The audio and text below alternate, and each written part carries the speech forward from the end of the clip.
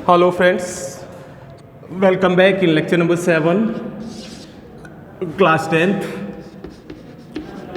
और class 10th में है हमारा 7 नंबर लेक्चर। बात कर रहे थे हम टेंस के बारे में। सिंपल सेंटेंस किए थे हमने, ठीक है। और सिंपल सेंटेंस के हमने आपको 5 या 6 जो फॉर्मूलेज लिखाए थे आपने बनाए होंगे सेंटेंसेस, ठीक है। और आज हम करते हैं नेगेटिव सेंटेंस की नेगेटिव सेंटेंस कैसे बनेंगे। ध्यान देना है नेगेटिव सेंटेंसेस किसके कर रहे हैं आप नेगेटिव सेंटेंस, वो हम कर रहे हैं प्रेजेंट और सिंपल टेंस के। नेगेटिव का मतलब आप जानते हैं क्या होता है, नकारात्मक वाक्य। कितने बनेंगे, जितने हमने सिंपल में बनाए थे वो साधारण वाक्य बनाए थे उतने ही हमें बनाने हैं या नेगेटिव सेंटेंस नंबर 1, ठीक है। और नंबर 1 आपने लिखा है सब्जेक्ट प्लस डू डज। आपको पता है नकारात्मक वाक्यों में प्रयोग होता है डू डज, ठीक है। प्लस नॉट, नेगेटिव बनेगा तो नॉट लगेगा, प्लस वर्ब की फर्स्ट फॉर्म, वाक्य होगा किसमें, एक्टिव इसमें, ठीक है। आ रही बात समझ में। नंबर 2, ठीक है, नंबर 2। और नंबर 2 में हम बना रहे हैं subject plus ERM plus not plus verb की कौन सी फॉर्म, थर्ड फॉर्म, ठीक है। वर्ब की थर्ड फॉर्म प्लस जो भी है वाक्य होगा किसमें, लेकिन पैसिव वॉइस में दोनों ही वाक्यों के अंत में आएगा क्या, ता है, ती है और ते है, ठीक है। क्लियर होगी बात। 2 नंबर 3 और थर्ड नंबर, और वो है हमारा ये subject plus is are am. किसके रूप में है ये है हमारे मेन वर्ब के रूप में, ठीक है। सब्जेक्ट प्लस ई जा रहे हैं, ये है मेन वर्ब के रूप में। इनके साथ बचा कुचा इनके साथ लगा देंगे हम क्या, नॉट, और उसके बाद सब कुछ वाक्यों के अंत में आएगा केवल क्या है, ठीक है। वाक्यों के अंत में क्या आएगा, केवल है आएगा। बात आई समझ में। नंबर 4, और नंबर 4 है आपका subject plus is are am plus not plus to plus verb की फर्स्ट फॉर्म, और वाक्यों के अंत में आएगा ना है, नी है और ने है, ठीक है। ना है, नी है, ने है, होगी बातें। नेक्स्ट नंबर, और नंबर 5 और नंबर 5 की हम बात करें, इंपॉर्टेंट है, ध्यान दीजिएगा। सब्जेक्ट प्लस डू या डज प्लस हैव, हैज कभी नहीं आएगा, ठीक है। सॉरी नॉट रह गया हमारा, तो यहाँ नॉट प्लस हैव, ध्यान रहे कभी हैज नहीं आएगा, ठीक है। Subject plus do does plus not plus have plus बचा हुआ जो भी है, ठीक है ना, वाक्य के अंत में यहां पर भी है आएगा, ठीक है। लेकिन ठीक है, लेकिन पास होने का भाव होगा, पास होने का। बात आ रही है समझ में। एक और बचा है हमारा, और वो है स्ट्रक्चर नंबर 6 और लास्ट, वो ये है subject plus has have, subject plus do या डज, ठीक है, plus not plus have plus to plus verb की फर्स्ट फॉर्म, वाक्यों के अंत में यहाँ आएगा, आपको पता है क्या पढ़ता है। लिख दें, जगह नहीं है वहाँ, स्पेस नहीं है, तो आप लिख दें क्या आएगा, पढ़ता है, पढ़ती है, पढ़ते हैं। तो ये स्ट्रक्चर है आपके नेगेटिव सेंटेंसेस, ठीक है। प्रेजेंट सिंपल टेंस के नकारात्मक वाक्य बना रहे हैं, देखिए जैसे, ठीक है। एग्जाम्पल देखिए, जैसे मैंने लिखा, मेरे पास मोबाइल मेरे पास मोबाइल नहीं है। मेरे पास क्या नहीं है? मोबाइल नहीं है। अब ये देखना है आपको किससे बनाना है। पास होने के भाव में है। मेरे पास क्या नहीं है? मोबाइल नहीं है। ठीक है, तो बनाएंगे किससे? इससे। आपने लिखा आई, ठीक है, डू नॉट हैव मोबाइल। ठीक है, समझ में आ रही है? हैज हैव का मेन वर्ब के रूप में यूज करते हैं उन वाक्यों के नेगेटिव सेंटेंस इस तरह से बनते हैं, ध्यान रखें। ठीक है, हैज कभी नहीं आएगा, हमेशा क्या आएगा? हैव ही आएगा। ठीक है ना? I do not have mobile, I do not have a mobile. ठीक है, I do not have a mobile. तो इस तरीके से अंडरस्टैंड कि मेरे पास में क्या नहीं है? मोबाइल नहीं है। क्लियर बात? कोई सा भी आप सेंटेंस बना सकते हो। और नंबर दूसरा, और देखिए बहुत सारे एग्जाम्पल हैं, आप देखिएगा। नंबर 2, और मैंने यहां लिखा, मैं तुम्हें नहीं जानता हूं, वह मुझे नहीं जानता है। ऐसे लिख बनाइए, वह मुझे नहीं जानता है। जानता है, वह मुझे नहीं जानता है। वाक्य के अंत में क्या है? ता है। ठीक है, वाक्य के अंत में क्या आ रहा है? ता है, ती है। किससे बनाओगे? इस देखिए एक्टिव वॉइस में है, इससे बनाना है। सब्जेक्ट क्या लगाया आपने? ही के साथ डू लगाया या डज? आपने लगाया क्या? He does. डज के बाद नॉट। जानने की अंग्रेजी होती है नो, और मुझे की अंग्रेजी। ठीक है, समझ में आ रहा है? ही डज नॉट नो मी। ठीक है, इस तरह से है। कोई भी वाक्य आप देख लें, इसे भी मिटा रहा हूं। बहुत सारे एग्जाम्पल हैं, आप देख सकते हैं। वह एक अच्छा व्यक्ति नहीं है, मैंने नेक्स्ट एग्जाम्पल लिखा, वह एक अच्छा अध्यापक, वह एक अच्छा अध्यापक नहीं। ठीक है, इसको बना सकते हैं हम, वह एक अच्छा अध्यापक नहीं है। देखिए किससे बनेगा? इससे नहीं बनेगा। किससे बनेगा? एज आर एम का प्रयोग करोगे आप किसके रूप में? मेन वर्ब के रूप में। तो आपने लिखा he is not a good, और यहां लिख दिया आपने क्या? टीचर। ठीक है, he is not a good teacher, वह एक अच्छा अध्यापक नहीं है। यदि आप सिंपल सेंटेंस बना सकते हैं, ठीक है, तो फिर आप नेगेटिव भी बना सकते हैं, कोई प्रॉब्लम नहीं होगी। ठीक है, ये स्ट्रक्चर है, इनका फॉलो करें। आप नहीं बन रहे हैं, प्रॉब्लम्स हैं, ठीक है, वीडियो को सेकंड बार देखें, समझें उसे, और समझ में नहीं आ रहा है तो आप स्कूल आएँ, स्कूल में मेरे से बात करें और कमेंट कर सकते हैं आप जो भी आपकी प्रॉब्लम्स हैं। ठीक है ना, बिना वैसे आपको समझ में नहीं आने वाला है। ठीक है, नेक्स्ट देखिए, बात आ रही है समझ में? आगे आइए, और एग्जाम्पल लिख सकते हैं आप बहुत सारे।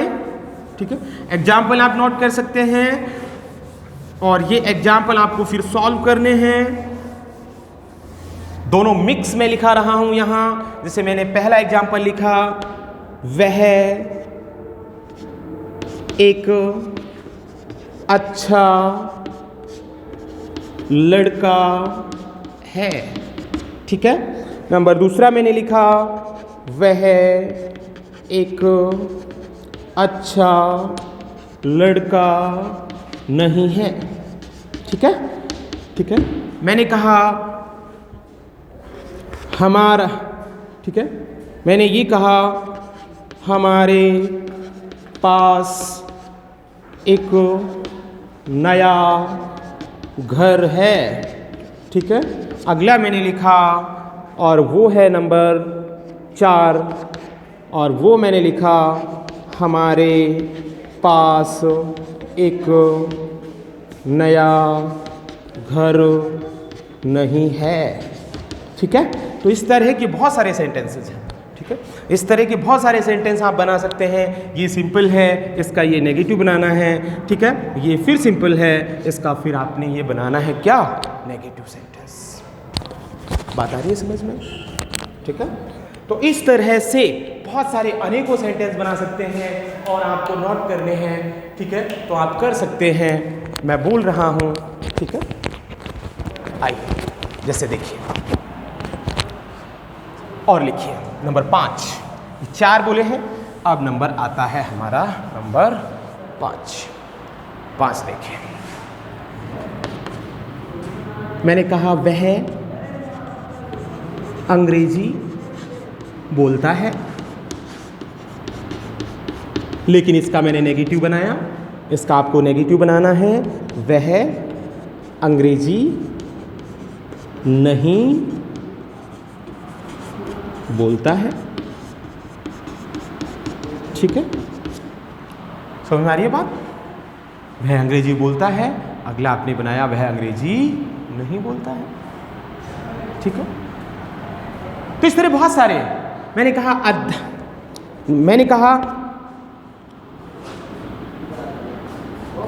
अध्यापक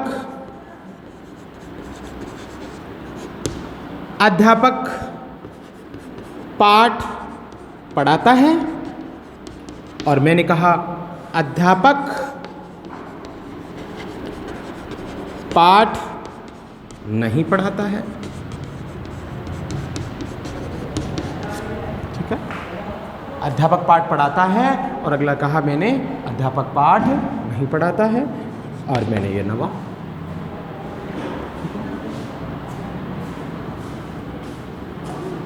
नंबर 9 और नंबर मैंने 9 ये लिखा, ठीक है। मेरे पास एक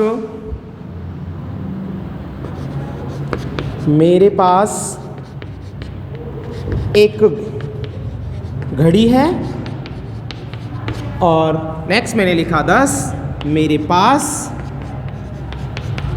एक घड़ी नहीं है। मेरे पास एक घड़ी है और अगला लिखा मेरे पास एक घड़ी नहीं है, ठीक है। बात आ रही है समझ में? तो इस तरह से बहुत सारे सेंटेंस हैं, आप खुद भी बना सकते हो, जरूरी नहीं है कि मैं ही लिखाऊं, ठीक है ना। जरूरी नहीं है कि आपको मैं ही नोट कराऊं, आप अपने हिसाब से बहुत सारे हैं वो आप लिख सकते हैं, ओके, ठीक है। तो ये है हमारे नेगेटिव सेंटेंसेस। अब बात करेंगे हम इसके बाद में नंबर 3, और नंबर 3 पर है, और वो है इंट्रोगेटिव सेंटेंस। अब हम बना रहे हैं कौन से सेंटेंसेस, इंट्रोगेटिव सेंटेंसेस, ठीक है। कौन से सेंटेंसेस बनाएंगे, इंट्रोगेटिव सेंटेंसेस, ठीक है। प्रश्नवाचक वाक्य, कौन से वाक्य हैं ये, प्रश्नवाचक,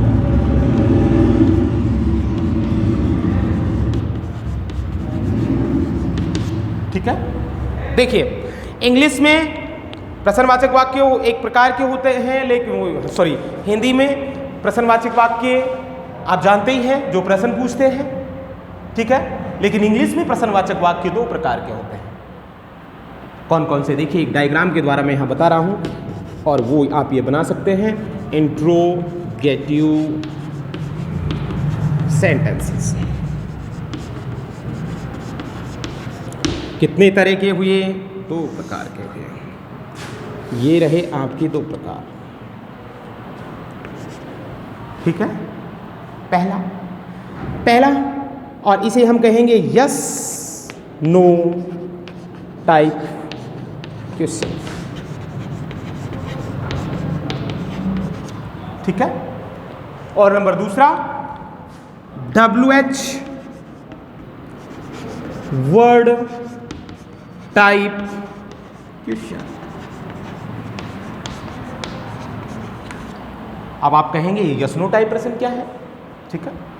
तो यस नो टाइप प्रश्न वो प्रश्न होते हैं भाई, जो जिन प्रश्नों का उत्तर हाँ या ना में, यस अथवा नो में देना संभव होता है, उन्हें आप यस नो टाइप प्रश्न कहते हैं।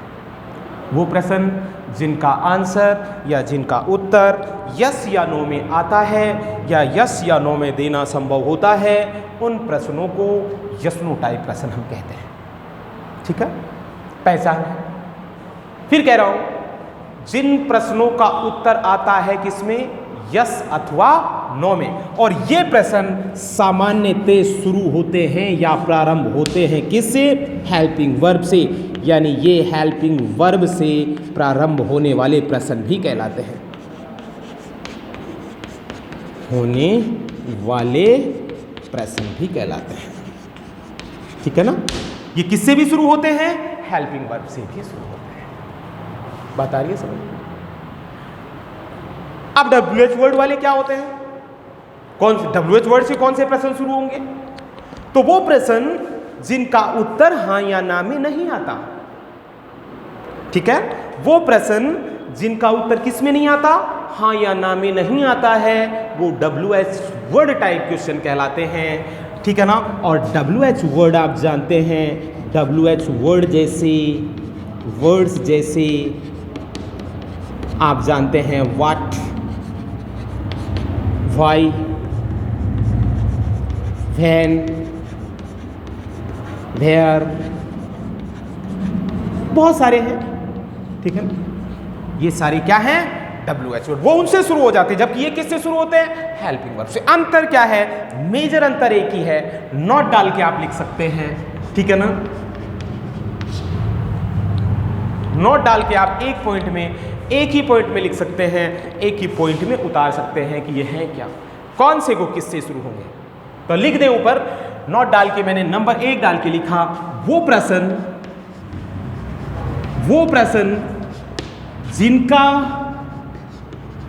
जिनके आंसर यस अथवा नो, यानी हां या ना, हां या ना में देना, हां या ना में देना संभव हो, जिनका उत्तर किस में देना संभव हो, हां या ना में देना संभव हो, उनकी अंग्रेजी हेल्पिंग वर्ब से बनाना प्रारंभ करते हैं।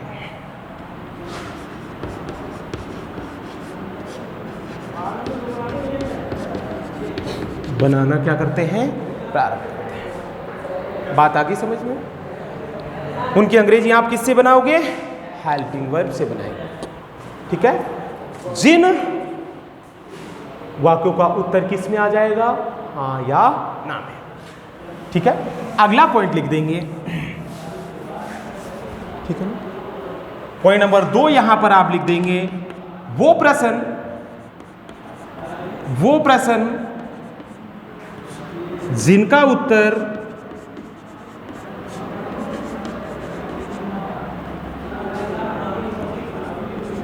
यस या नो में नहीं आता हो,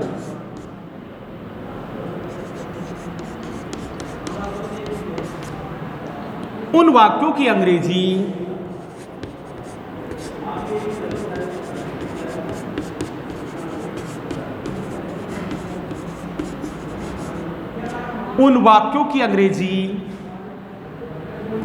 WH वर्ड से बनाना प्रारंभ करते हैं। ठीक है, बात क्लियर है, दोनों को लिख दीजिए आप। ठीक है, नोट कर लीजिए, अच्छी तरह नोट करें, उसके साथ समझना भी है आप लिख क्या रहे हैं। ठीक है ना, उतारना ही लक्ष्य नहीं है कि कॉपी भर रहे हैं, उतार रहे हैं, कुछ समझ में आ नहीं रहा है, लिखते जा रहे हैं, कोई मतलब नहीं है उस चीज़ से। बात आ रही है समझ में? ठीक है, ये लिखें आप, सीधी बात है, यस नो में उत्तर आएगा तो आप हेल्पिंग वर्ब से बनाएंगे, नहीं आएगा तो WH वर्ड से बनाएंगे। जैसे आप कहोगे साहब कैसे आएगा, अभी मैं बता देता हूँ। ठीक है, तो ये मिटा रहा हूँ। इसके बाद बात करते हैं, देखिए कैसे उत्तर आएगा यस में या नो में, या किस प्रकार से उत्तर नहीं आएगा यस और नो में। ठीक है, ठीक है। तो अब देखिए ये हमें समझना है कि यस और नो, यस नो में कैसे उत्तर आएगा। देखिए बहुत सिंपल है, बहुत आसान है। ठीक है, मैंने कहा, देखिए मैंने कहा क्या तुम बाजार जाते हो। ठीक है, क्या तुम बाजार जाते हो। उत्तर केवल हाँ या ना में ही दे सकते हैं और कुछ में नहीं। आप यही कहोगे हाँ साहब मैं बाजार जाऊं, या आप यही कहोगे कि नहीं साहब मैं बाजार नहीं जाता हूं। तो आंसर इसका दोगे आप किसमें, हाँ में या ना में, इसके अलावा कोई उत्तर नहीं दे सकते। लेकिन मैंने कहा दूसरा, ये तुम बाजार क्यों जाते हो। ठीक है, प्रश्नवाचक चिन्ह, तुम बाजार क्यों जाते हो। अब देखिए तुम बाजार क्यों जाते हो, इसका आंसर हम यस या नो में नहीं दे सकते। ठीक है, दे सकते हैं क्या, तुम बाजार क्यों जाते हो। आप ये कहोगे कि हाँ साहब मैं बाजार जाऊं, नहीं, कारण बताना पड़ेगा यहाँ। तो ये प्रश्न बनेगा हेल्पिंग वर्ब से, जबकि ये प्रश्न बनेगा किससे, WH वर्ड से। बने रहिए हमारे वीडियो के साथ, आपको इनके स्ट्रक्चर लिखाएंगे, इनके फॉर्मूला लिखाएंगे, लेकिन वो बात करेंगे हम कहाँ, नेक्स्ट वीडियो में, लेक्चर नंबर 8 में। Thank you for watching me.